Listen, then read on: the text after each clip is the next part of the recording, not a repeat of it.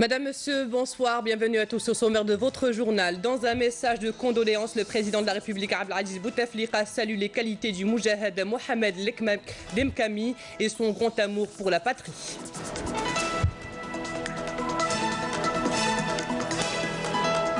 L'Algérie célèbre demain le 12e anniversaire de la réconciliation nationale, un événement qui marque le retour de la paix et de la sécurité après une décennie noire.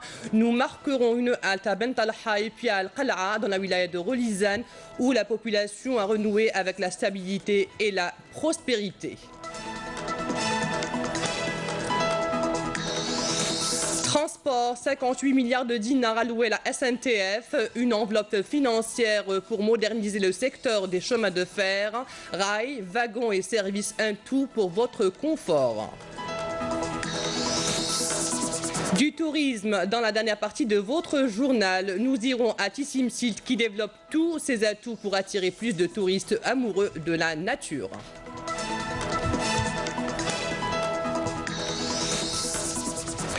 Le président de la République Abdelaziz Bouteflika a adressé un message de condoléances à la famille et aux compagnons de lutte du Moudjahid Mohamed Lemkami, priant Dieu de les assister en cette pénible épreuve et d'accueillir le défunt dans son vaste paradis.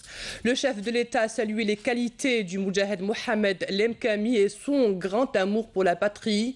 Doué d'un esprit de militantisme sans pareil, le défunt rejoindra très jeune les rangs de l'armée de libération nationale. La guerre de libération fut pour lui un devoir qu'il aura accompli avec dévouement et loyauté, poursuit le chef de l'État dans son message, affirmant que le défunt avait la patrie chevillée à l'âme et ses vertus nombreuses lui ont valu respect et considération.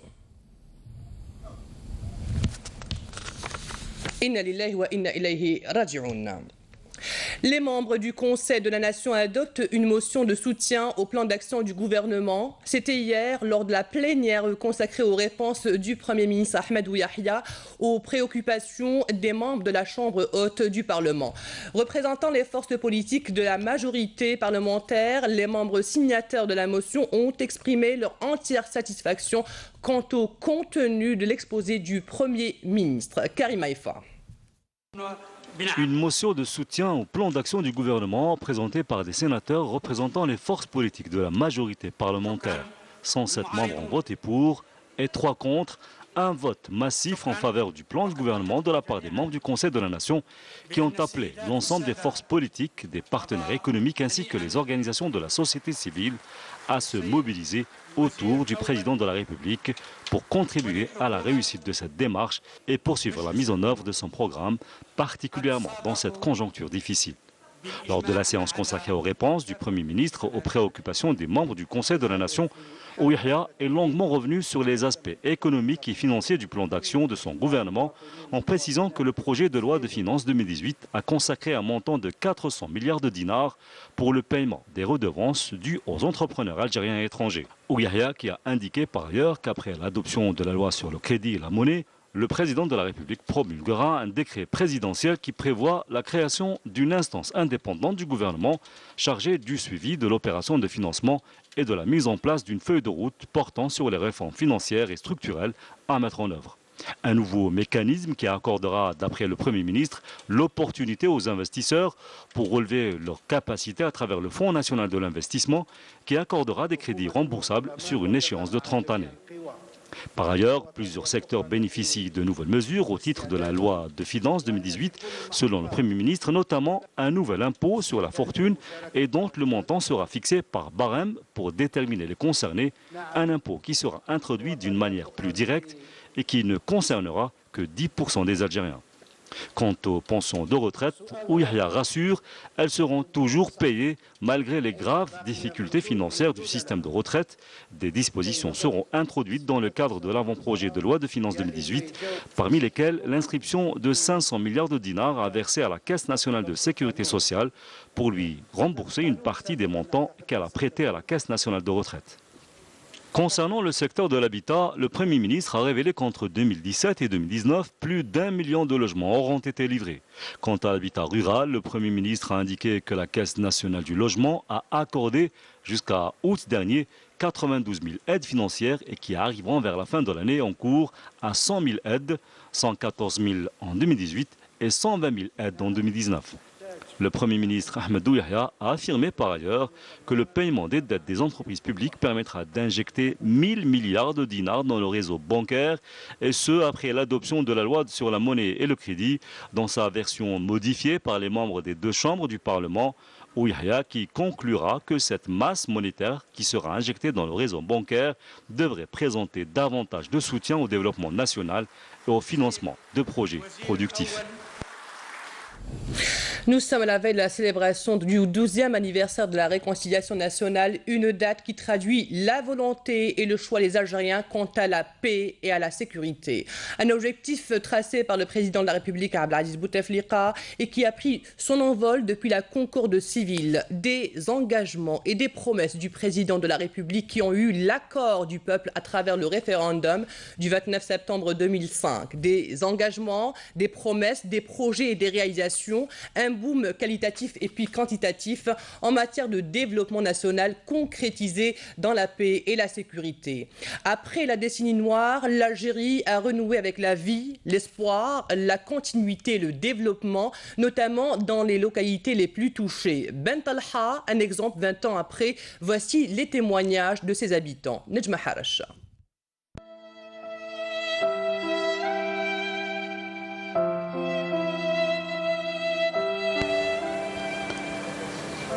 C'était à Bent Talha en 1997, au lendemain d'une nuit sanglante, une nuit où toute une population a été froidement tuée.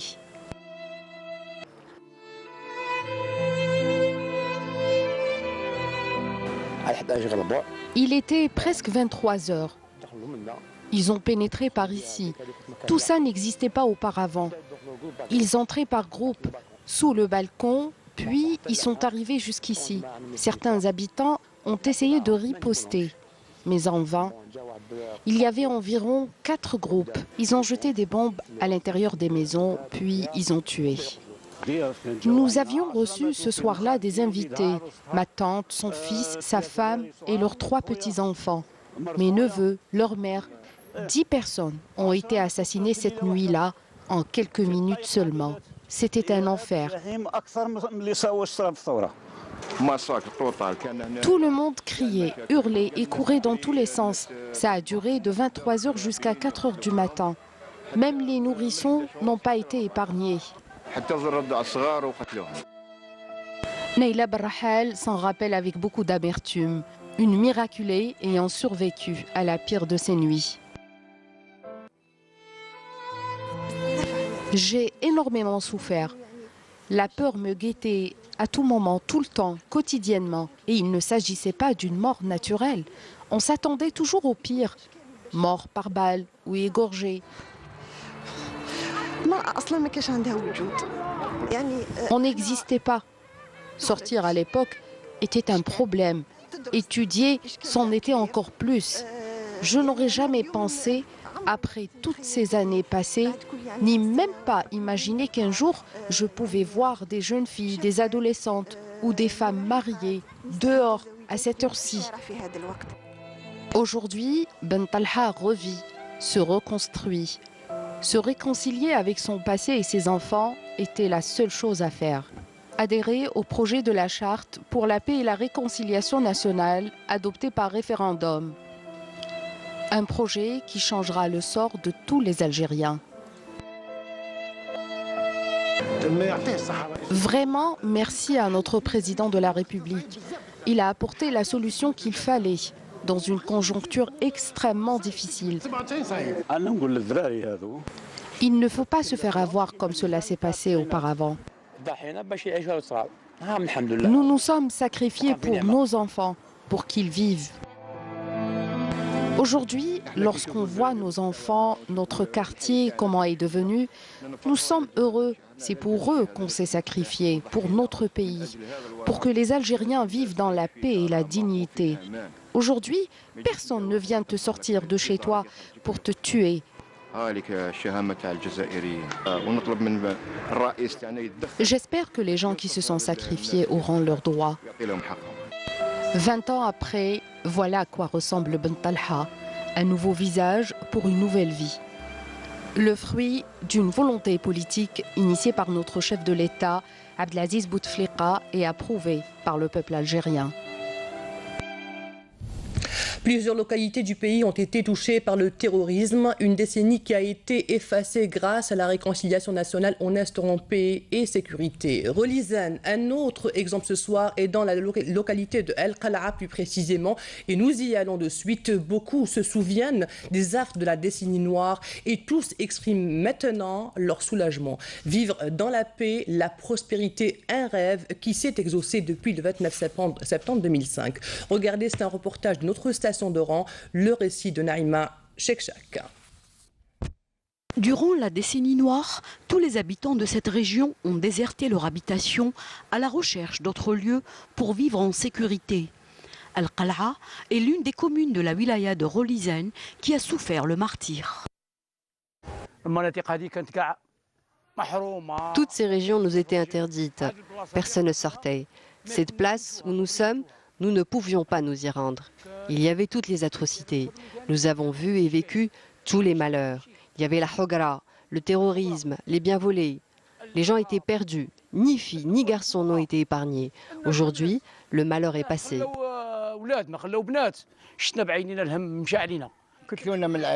On a tué des gens de ma famille. L'un du douar Derja, un autre ici à El Qal'a. Un autre encore qui était militaire, le pauvre. Moi, je me suis sauvée à Oran. J'y suis restée 18 ans. Moi, on m'avait attrapé et pointé le pistolet sur mon buste. La réconciliation nationale s'est traduite en autant de projets de développement qui ont fait retrouver à El Qal'a son lustre d'antan. Une région comme ici, on ne pouvait même pas s'y déplacer. Dieu merci, aujourd'hui, on y a érigé un stade, une école primaire, un CEM, des duplex, une route, le bitume jusqu'à la montagne, un château d'eau, un hôpital, que nous n'attendions même pas.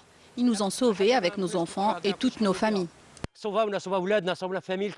Alhamdoulilah que la réconciliation nationale est venue et nous a permis de retourner tous à nos maisons et à nos quartiers. Vraiment, alhamdoulilah, et on prie pour Bouteflika et pour nos enfants. Que Dieu les préserve et les protège. Durant la décennie noire, cette région a connu un exode presque total des citoyens. Alhamdoulilah, avec les aides de l'État, la réconciliation nationale et la concorde civile, ainsi que les décisions du président de la République, la région d'El Qal'a a bénéficié de plusieurs programmes de développement. La charte pour la paix et la réconciliation nationale, un facteur de paix et de développement qui a ramené la paix à l'Algérie. Le ministère de l'Intérieur, des collectivités locales et de l'aménagement du territoire informe les citoyennes et citoyens qu'une période de révision annuelle des listes électorales aura lieu du 2 au 31 octobre 2017. À cet effet, tous les citoyens et citoyennes non inscrits sur les listes électorales âgés de 18 ans révolus le 31 décembre 2017 sont invités à demander leur inscription sur la liste électorale de leur commune de résidence. Les électrices et les électeurs ayant changé de résidence doivent se rapprocher de leur nouvelle commune de résidence qui prendra en charge la procédure de radiation et d'inscription. La demande d'inscription doit être appuyée par la présentation de 2 documents, l'un justifiant l'identité et l'autre justifiant la résidence. Le ministère de l'Intérieur précise que les bureaux chargés des élections au niveau des communes sont ouverts tous les jours de la semaine de 9h à 16h30, à l'exception du vendredi. À Genève, en Suisse, le ministre du Travail, de l'Emploi et de la Sécurité sociale, Mourad Zemali, s'est entretenu aujourd'hui avec le chair du Bureau international du travail, Guy Ryder, où se sont tenus les travaux de la conférence de haut niveau sur les jeunes et l'emploi en Afrique du Nord. On a passé en revue les relations bilatérales entre les deux parties et on a exploré les moyens et les voies à développer cette coopération. Donc j'ai profité de cette audience pour souligner aux responsables du BIT sur les avancées que l'Algérie a réalisées dans le domaine du dialogue social, dans le domaine de la promotion de l'emploi, surtout l'emploi de jeunes. L'emploi de jeunes, c'est la question ou la thématique traitée par la conférence de l'emploi de jeunes dans les pays de l'Afrique du Nord. Donc, suite à la présentation des différentes expériences, on a confirmé que l'Algérie, elle est en avance par rapport à la mise en place des dispositifs à l'insertion des jeunes dans le monde du travail. Néanmoins, on est convaincu qu'il reste beaucoup de choses à faire et à cet effet, on a demandé au BIT donc l'expertise, l'évaluation pour nous permettre d'améliorer ces dispositifs. Le partenariat très fort qui existe entre l'OIT et l'Algérie va continuer. Nous comptons beaucoup sur l'Algérie pour nous aider à travers notre bureau d'Alger à aborder les questions prioritaires dans l'Afrique du Nord. Et je pense, Monsieur le Ministre, que nous sommes d'accord que la question de faire face à le problème de chômage des jeunes doit y être une priorité absolue en Afrique du Nord, mais dans le monde entier. Je sais très bien par mes visites dans le passé que l'Algérie a des fortes institutions, a des politiques très ciblées sur ces questions-là. Et nous sommes là pour, bien évidemment, porter toute notre collaboration à tous nos amis algériens, gouvernementaux, syndicaux et employeurs. Transport, une convention de financement d'un crédit de la Banque nationale d'Algérie BNA, la Société nationale du transport ferroviaire SNTF a été signée aujourd'hui. La SNTF vient de bénéficier d'un crédit bancaire de 58 milliards de dinars pour la réalisation de la deuxième phase de son programme d'investissement allant de 2020 à 2025. Ce crédit lui permettra de renouveler et de moderniser ses équipements.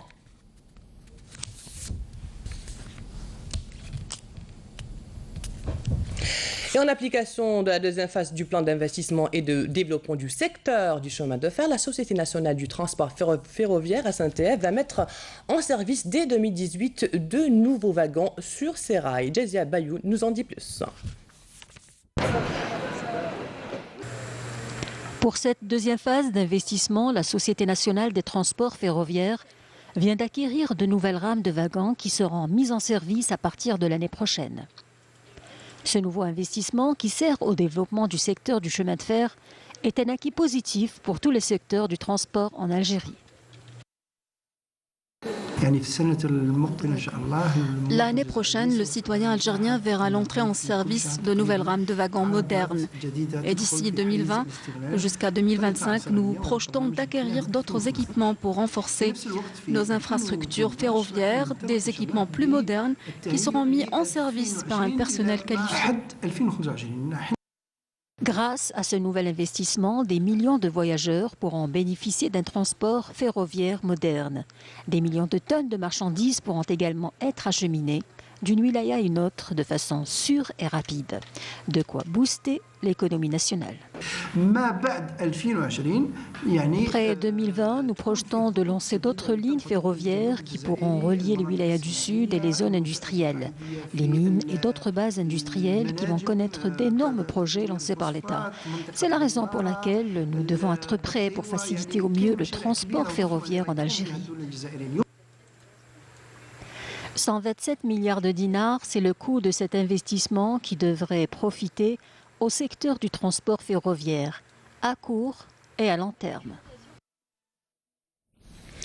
Place à l'éducation nationale. La première responsable du secteur, Nouria Benrabrit, a tenu aujourd'hui une réunion régionale à travers laquelle elle est revenue sur le problème de distribution du livre scolaire et sa disponibilité à travers les établissements scolaires du pays. Toutes les décisions ont été prises pour éviter ce genre de problème les années à venir. Place maintenant à l'enseignement supérieur et la rentrée universitaire 2017-2018 à Oued-Souf. Plus de 7000 nouveaux étudiants ont rejoint les campus universitaires. Dans cette wilaya, de nouvelles spécialités ont été introduites et de nouvelles facultés ont été réceptionnées. Amel Bouarba. Toutes les conditions ont été réunies pour accueillir les quelques 26 000 étudiants, dont plus de 7 000 nouveaux, dans la wilaya de Oued-Souf, à l'occasion de la rentrée universitaire 2017-2018. Nous espérons que cette année universitaire sera ponctuée de réussite pour l'ensemble des étudiants. Nous ferons de notre mieux pour acquérir les connaissances et réussir. J'appelle les étudiants à venir apprendre, car nous sommes à l'ère du savoir où l'information est primordiale. L'université de Ouadsouf s'est dotée également de nouvelles facultés et spécialités. Renforcement aussi de l'encadrement ainsi que des places pédagogiques.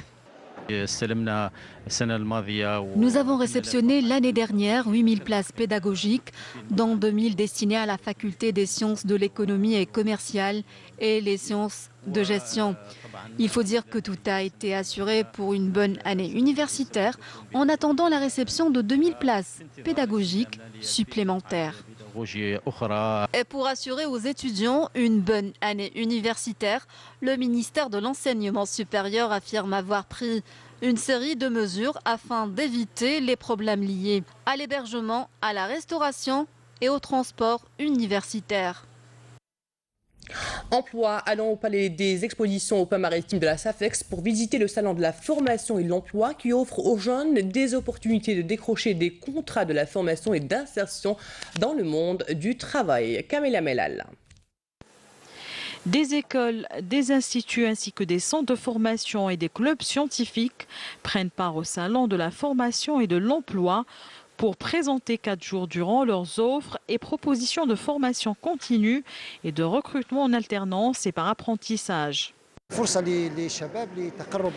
C'est une occasion propice aux jeunes afin de se rapprocher du salon et de rencontrer bon nombre d'écoles publiques ou privées qui proposent des stages dans plusieurs spécialités, entre autres l'électricité, l'agriculture et le tourisme. Ce stage a une durée de 6 à 1 an et permet d'intégrer directement le jeune dans le monde du travail.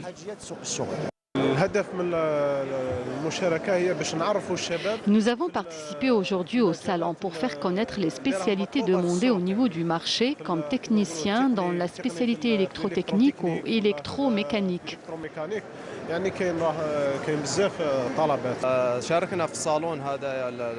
Nous sommes ici pour faire connaître le rôle de la CNAC et les privilèges proposés aux jeunes pour créer leur propre entreprise. Cette manifestation organisée au Palais des Expositions, la SAFEX, suscite un intérêt particulier de la part des jeunes venus nombreux se renseigner sur les conditions de recrutement.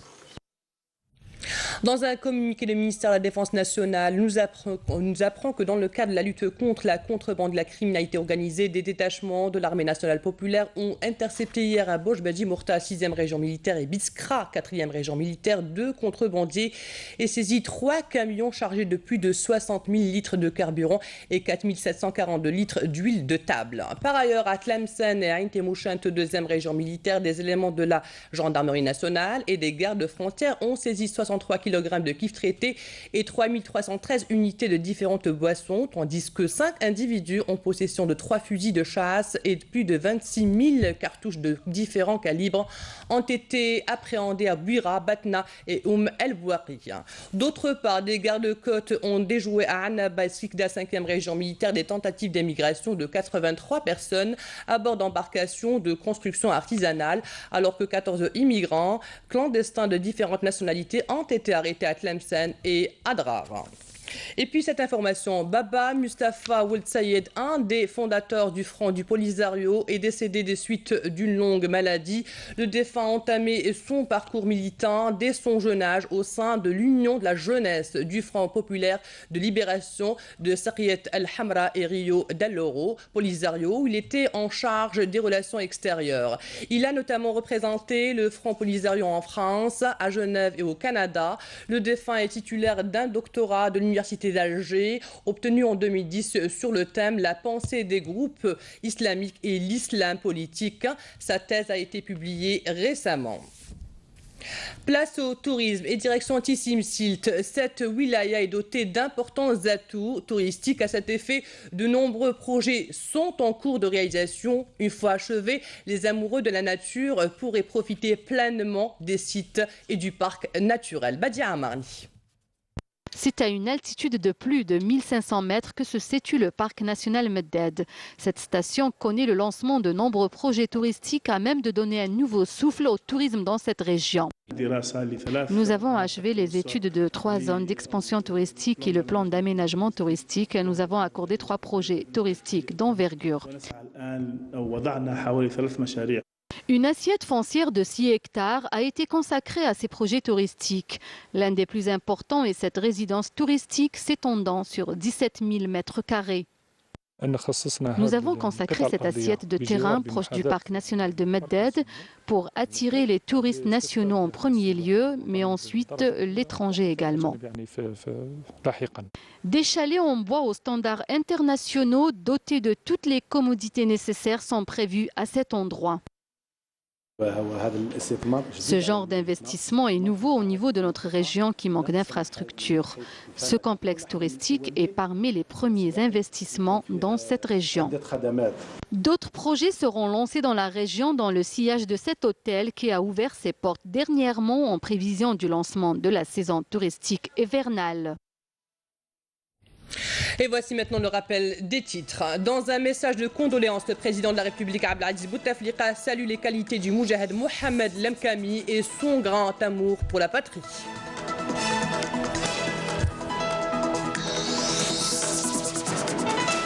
L'Algérie célèbre demain le 12e anniversaire de la réconciliation nationale, un événement qui marque le retour de la paix et de la sécurité après une décennie noire. Nous avons marqué une halte à Ben Talha et puis à Al-Qal'a dans la wilaya de Relizane, où la population a renoué avec la stabilité et la prospérité.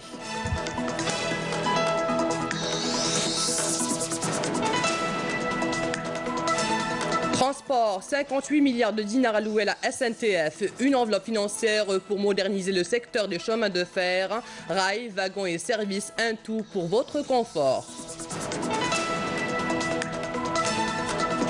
Du tourisme, dans la dernière partie de votre journal, nous avons été à Tissim Site qui développe tous ses atouts pour attirer plus de touristes amoureux de la nature.